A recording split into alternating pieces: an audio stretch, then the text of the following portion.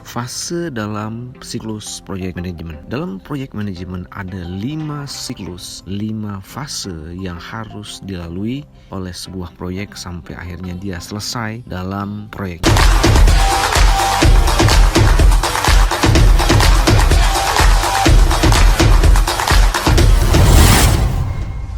Fase dalam siklus project management. Dalam project management ada 5 siklus, 5 fase yang harus dilalui oleh sebuah proyek sampai akhirnya dia selesai dalam proyeknya itu. Yang pertama adalah wacana atau inisiasi. Yang kedua adalah planning atau perencanaan. Yang ketiga adalah eksekusi atau tindakan. Yang keempat monitor atau kontrol. Kelima penutupan atau closing. Di setiap fase akan ada beberapa tindakan yang harus diperlukan, dan itu bisa banyak tindakannya yang kemudian dikelompokkan menjadi beberapa kelompok tindakan. Misalnya tindakan terkait dengan ruang lingkup, tindakan terkait dengan menentukan jadwal, tindakan terkait dengan menentukan biaya yang diperlukan, tindakan yang diperlukan untuk menangani risiko. Antara fase dengan grup tindakan tadi akan terlihat dalam sebuah matriks atau gambaran sumbu X dan sumbu Y yang menggambarkan tabel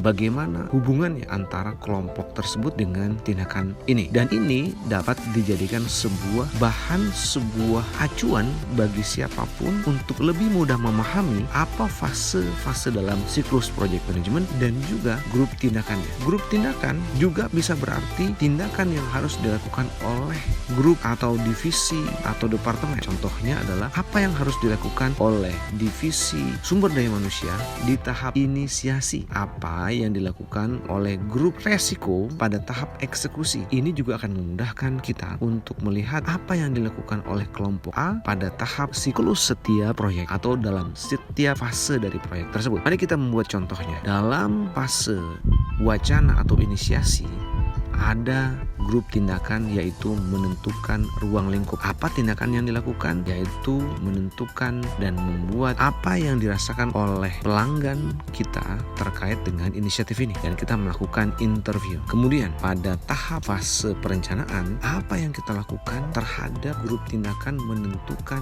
ruang lingkup tadi? Pada tahap perencanaan kita memperbaiki, menguatkan, memfokuskan apa yang telah menjadi ruang lingkup dari proyek. Pada tahap eksekusi kita membandingkan antara ruang lingkup tadi dengan kondisi di lapangan. Pada tahap monitoring nanti kita akan melihat apakah laporan atau dashboard yang dibuat terkait dengan ruang lingkup yang ada ini. Dashboard akan dibuat juga berdasarkan ruang lingkup dari sebuah proyek. Pada saat penutupan kita akan melihat apakah ruang lingkup dari proyek ini sesuai dengan pada saat awal kita melakukan interview dengan klien. Pada saat awal kita menentukan ruang lingkupnya akan dibandingkan dengan pada saat penutupan. Apakah sudah sesuai? Jangan-jangan ruang lingkup dari proyek terlalu jauh dan melebar kemana-mana yang tidak sesuai dengan keinginan pelanggan. Dari sini jelas kita bisa melihat bahwa menentukan ruang lingkup di setiap fase adalah sesuatu yang terjadi. Di fase wacana atau inisiasi, apa yang dilakukan? Di fase perencanaan, apa yang dilakukan? Di fase eksekusi, apa yang dilakukan terhadap ruang lingkup? Di fase monitoring, apa yang dilakukan terhadap ruang lingkup? Dan di fase penutupan atau closing, apa yang dilakukan terhadap ruang lingkup tersebut? Ini semua ada dalam sebuah matriks yang akan sangat berguna jika dibagikan pada saat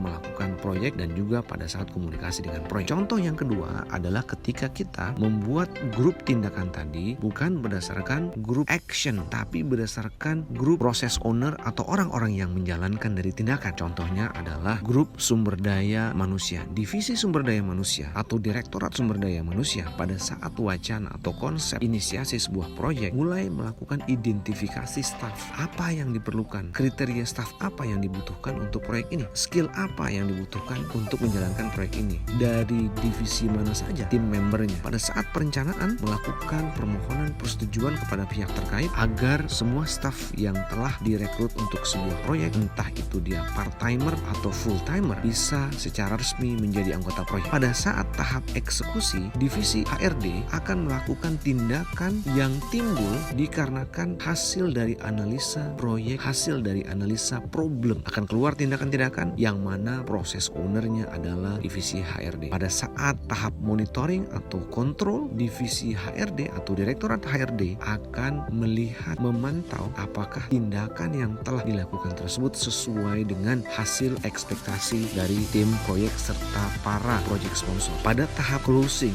atau penutupan dari proyek, divisi HRD atau grup direktorat HRD dia akan menugaskan semua tim anggota proyek kembali kepada divisinya atau menugaskan anggota proyek tersebut untuk pekerjaan proyek yang lain. Sehingga dengan kita melihat ini dapat disimpulkan bahwa sebuah siklus dari proyek akan sangat terkait dengan apa tindakan, grup tindakan yang harus dilakukan dan siapa proses owner atau orang-orang yang bertanggung jawab untuk melaksanakan tindakan tersebut. Dan semua ini disajikan dalam bentuk matriks, dalam bentuk grafik dan table. Kesimpulannya adalah bahwa project management adalah sesuatu yang sebenarnya bukan barang yang secara keilmuan sangat sulit seperti matematika atau aljabar atau statistik. Namun logika berpikir, cara kita menentukan dan menyelesaikan problem akan dilihat secara terstruktur. Semoga ini bisa menjadi referensi bagi kita semua dalam menentukan dan menganggap serta mempersepsikan diri bahwa sebenarnya basic project management